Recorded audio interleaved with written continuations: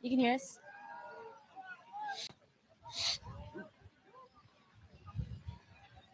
Good afternoon, ladies and gentlemen, and welcome back to day 2 of the 2023 Sandhurst Military Skills Competition. I'm Cadet Sydney Frost. And I'm Cadet Hunter Holt. And today we're out here on Daly Field. So Hunter, can you tell us a little bit about what's going on right now? All right, Sid. So we're a couple minutes away from the start of the 4th iteration of the Crucible event. So the Crucible event is the day finisher for day 2 of the Sandhurst competition, as you said. We're waiting. We're seeing teams come in right now. We've had Cadet Company B4. That's West Point Cadet Company B4. We have Thailand, Japan, and the University of Central Florida, that ROTC program, are the 4 teams competing in this heat of the Crucible event. Absolutely. And so we said yesterday, there are 48 teams here competing in this year's Sandhurst competition. And so today's day 4, we're going to have, it's heat 4. Mm-hmm. Exactly. There'll be 12 heats of this event, 4 teams competing in each. We're on the 4th heat. So this is going for a few more hours after this. But we're looking here at Team Japan here in this closest lane, Team Thailand in the next lane, Cadet Company B4 in the 3rd lane, and then University of Central Florida again in that 4th lane over. That's who to look for. Mm-hmm. Absolutely. So right now the teams are just, like I said, coming in onto this field. They're getting ready to participate in this Crucible event. They're getting on all of their gear. They're getting on their flicks. They have their ACHs, and they also have their pro mask as part of this lane. Exactly. So Sid, what we've seen in this event thus far today, we'll see a low crawl to a rifle shoot, which they're simulating with an airsoft rifle. Then there'll be another low crawl to another position where they'll treat a casualty, again conduct another airsoft rifle shoot. And then the teams will move to a 3rd position where they'll conduct a grenade throw before arriving back here at the start line, at which time they'll have to move a few hundred pounds of equipment, grenade boxes, ammunition cans, water cans, and other things to the other end of the field where they'll finish. I see. Yeah. It looks here, too, like we're having a fantastic showing from Team Japan. Approximately, 75, 80 fans for Team Japan. So it's exciting to see this kind of support for our allies. Absolutely. Yeah, we're seeing lots of flags and lots of cheering from all of their friends and family that come out here to support them. Exactly. Absolutely. We have live from Daly Field, Sandhurst competition. We're here Soup 6-1. Excited, sir. What are you looking forward to about today's event? I'm just motivated out here in the rain. It's a little chilly out, but the best thing about it is all the young men and women that are out here supporting, but most importantly, the competitors who are going through this the Sandhurst competition that started early this morning, pouring rain, and you know what? They don't let it bother them. They just keep moving, accomplishing every mission that they are provided. So that's what I think is awesome about it. Absolutely, sir. All right. No, it's good stuff. Thanks for being out here. Okay. I'm glad to be here, sir. All right. Thanks to everybody out there on the net watching. Yeah, go Army. Be Navy, sir. You heard from Soup 6-1. We've had some good weather here today. The rain lightened there for about 5 minutes. It looks like it's coming down again. How have these teams been handling the weather, Sid? Right. So the teams, like the superintendent has said, started out early this morning out at Camp Buckner. So yesterday they rucked out to Camp Buckner. They spent the night there, and they began this morning with 4 lanes. So the first one was the Marne obstacle course. So we had pictures of teams low crawling through the mud out there, traversing various obstacles. Exactly, that's correct. And it's been rainy weather, as has been stated. That mud has been pretty ferocious, I'm gonna say. Slippery obstacles. So the team's really been through a good test of their grit and their tenacity thus far today. Absolutely. Then the teams conducted, it was an M4 qualification, correct, with the M4 assault rifle. Then they were bused back here at West Point to conduct an M17 pistol shoot at our indoor pistol range. And then the teams conducted a call for fire simulator up in our simulation center. And now they're culminating here at the Crucible event. That's correct. Okay. So the teams are receiving instruction right now, it appears. And we're just moments away here from the start of this next lane. Absolutely. And so as we said yesterday, the teams competed in 8 different lanes, and that culminated with their ruck march out to Camp Buckner. So Hunter, do we have the standings based off of this morning where the teams were stacking up? We do. So going into today, going into the events of the morning, not including today's events thus far, the United States Military Academy Black Team led the pack, followed by United States Military Academy Gold Team, followed by Germany, followed by the Virginia Military Institute as our top ROTC team, followed by the United States Air Force Academy's team. Right. So those were the standings based off of the 8 lanes yesterday and the ruck. So that doesn't include anything that's happened today. No. So it's still kind of anybody's game. Those two, the pistol shoot and the rifle shoot, are weighted heavier than the other events. Kind of that critical soldier task being weighted a little bit heavier in addition to the other lanes. So really, it's anybody's game. But we'll see. VMI obviously in front for the ROTC programs currently. in the lead for that ROTC Cup that's awarded every year. Germany is the top international team, and then United States Military Academy black and gold teams leading the way for the cadet teams. Absolutely. Yeah. And Hunter, if people want to know where those standings are after all of the events are completed today, where would they go to figure that out? So there'll be a live stream at 6:30 Eastern Standard Time for the Sandhurst Awards ceremony, and that'll be live from Washington Hall, the banquet and awards ceremony. And you hear these teams getting ready. That was Team Japan here behind us. Japan is cheering. Teams are getting ready to go. Yeah, they're lining up on the start line. Yeah. You can see they're all very eager to get out there and get started on this last event. The countdown 3, 2, 1. And the teams are off. Teams are off. So you can see the teams low crawling here. Yeah, as Hunter Holt said, they are low crawling to their first barrier, where they'll compete in that rifle shoot. The rest of the team is going to low crawl underneath some camo netting to a second barrier, where they'll complete another rifle shoot, and they'll pick up a casualty. So their casualty is a weighted dummy mannequin, as I understand it. Yep. They'll have to transport that through the camo netting to the next barrier, where they're going to complete that grenade throw. And at the end of that lane, they're going to be participating in the tactical combat casualty care. That's correct. And you can see that's University of Central Florida is the first off of the rifle shoot into their second low crawl. Team Japan just has completed their first rifle shoot as well, and Team Thailand's off now. Company B4 still working on that rifle shoot. Still working on that rifle shoot here. We have members from the teams coming along the side cheering them on. This is Team Japan. Yeah, when the rain's picking up a little bit here, so we'll see how that affects these teams, if it does at all. Again, these teams have been out in the elements this morning, so they've adapted to it and are looking to overcome here. Absolutely. Team Japan's here conducting their second rifle shoot with that airsoft rifle. And I have Team Thailand. Team Thailand as well. Is also competing. And the team from the University of Central Florida. We still have our cadet company Team B4 working on their first rifle shoot, but they're powering through it in this rain. Yep. Looks like there might be some kind of weapon malfunction occurring. They're fixing it. And Team Japan is preparing to move on to their next event. Looks like there's some miscommunication. Team Japan's back onto the rifle from the kneeling position. Seems like we're getting the issue fixed with the cadet company B4's rifle. That's correct. I wonder if that's a casualty of the weather, that airsoft rifle might have been. Yep. Unfortunately, the rain's not too good for that. No, it's not. We see University of Central Florida is onto their second low crawl, moving on to that grenade toss and the casualty treatment. And then moving along, Thailand Team Japan. and Japan are both still stuck at that second barrier. Yep. Looks like they're treating that casualty there, preparing to move it underneath that barrier to the second. Team Japan's on the move. We see them now moving onto that second set of camo netting. Thailand is still working on that casualty. And we have Company B4 arriving now at that casualty, beginning treatment.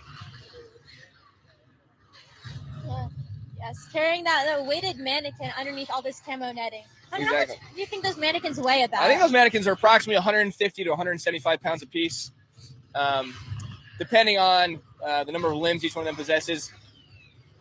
So definitely a difficult task. As you see, we have some cadets from Team Thailand here passing by us, off to support their teammates. Yes.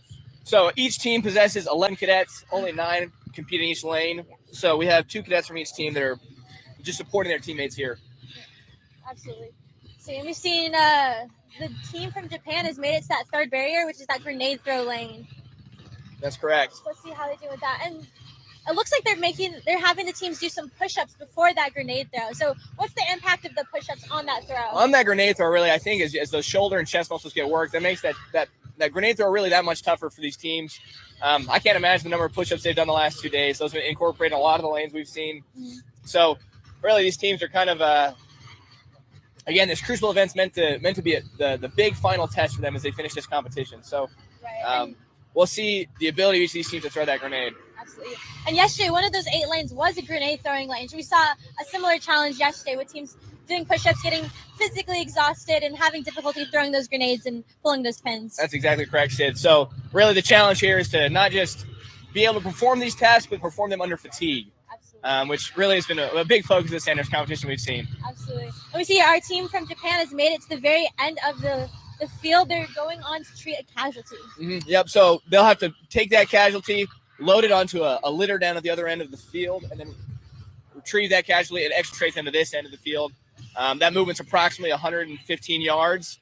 We see the University of Central Florida. It looks like he's on the move, correct, Sid? That is correct. Yeah, they have their casualty, and they're moving them across the field quite quickly, if I might add. They are moving at a good clip. Additionally, they're doing so under gas masks right now to simulate a chemical or biological warfare scenario. So this Crucible really is a simulated combat scenario wherein each of these teams is combining most of, if not all of, their soldier skills into one tactical scenario.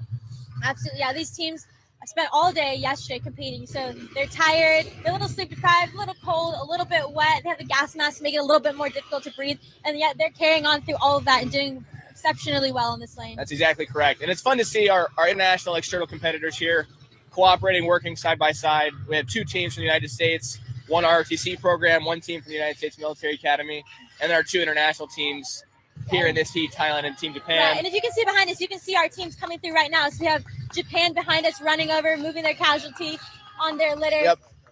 So now that the teams arrive at this end, they'll offload these casualties off the stretchers, and then they'll have to move, as we said earlier, all of the extra equipment they have here. So they're pulling out their gas masks. They'll call a 9-line medevac report. So those 9 lines give a pilot or medevac crew the crucial information needed to exfiltrate a casualty. Absolutely. So upon calling for that 9-line medevac, simulate a medical evacuation, and then upon successful completion of that, they'll begin moving this extra equipment. Absolutely. Yeah, so behind us we see that they're removing their casualties from their litters and their skedcos, and they're beginning to load on all of that equipment onto these devices. So they have to move what we see are some ammo cans, some MRE boxes, some other tactical gear, as well as some metal chains. So Hunter, where are they taking all this equipment? So they'll move this equipment back down to the other end of the field, and again, another 115 yards, which it may sound like not a substantial amount of equipment, but for a 9-person squad have already conducted casualty movement across this field twice, and then to move it back with all its equipment is a substantial load to be carried. So you can see Team Japan, the strategy here looks like they're using their skid co-litter to move a substantial amount of this equipment.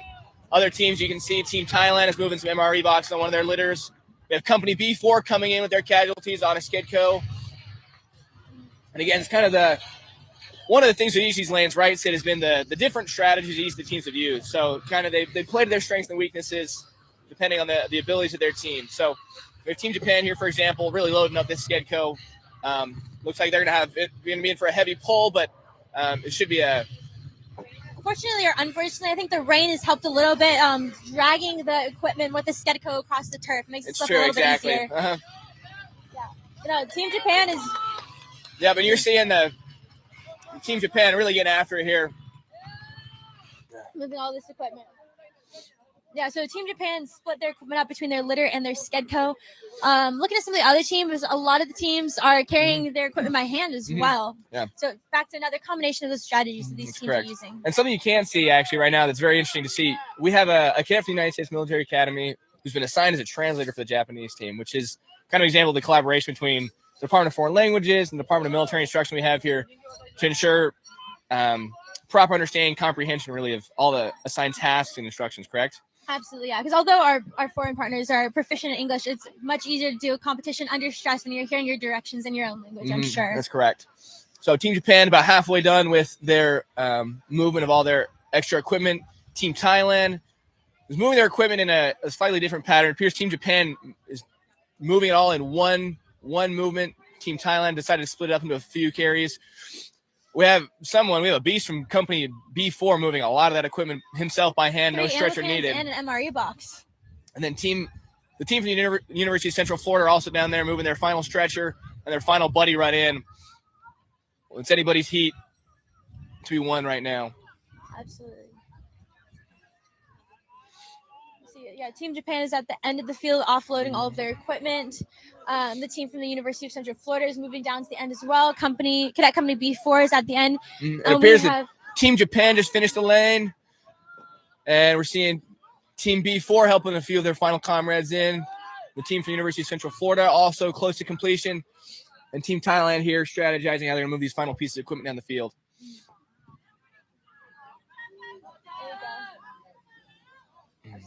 We see Team Thailand utilizing their litter and their Skedco trying to move the last bit of equipment across the field.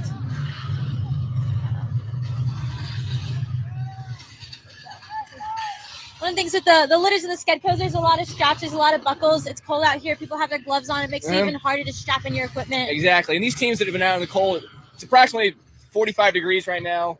The rain kind of affecting these competitors. You know, your hands get cold. You lose kind of that dexterity that you need for some of these tactical tasks. So Team B4 looks like now, misspoke earlier when he said they finished. They had a few more pieces of equipment to move. Looks like they're on their final piece of equipment. Thailand has moved all their equipment. And we're in the final stretch for each of these teams. So as we said earlier, once the teams complete this Crucible event, they're done with their military and tactical assessments for the day. Is that correct? They are. So this is the final event, final point totals. We will be tallied once each team has completed this lane. And then these teams are off to enjoy a hot shower, a good meal, and hopefully some rest. Yeah, absolutely. Let's see. Now we have, like you said, that Team B4 is getting to the finish line as we speak. And this heat of the Crucible is about to be completed. That's exactly right. And so once these teams finish here, our workers and our designated taskies will help reset this lane and prepare for another set of teams to come through in about 45 minutes. And so this is our fourth heat, and we have another 30-some-odd teams to compete. And we're excited to welcome you back here in a few short moments once those teams arrive. Yeah. And like as you said earlier, we've had a great fan base for these teams all throughout the competition and surrounding daily. Earlier this morning, we had the whole Corps of Cadets out here cheering on those first few iterations of the Crucible event. That's correct. I think the weather's dissuaded them a little bit to this point, but we're excited to see these next few teams come out, and we'll welcome you back in about 40 minutes for the next iteration of this Crucible event. Thanks for joining us. Thank you, guys.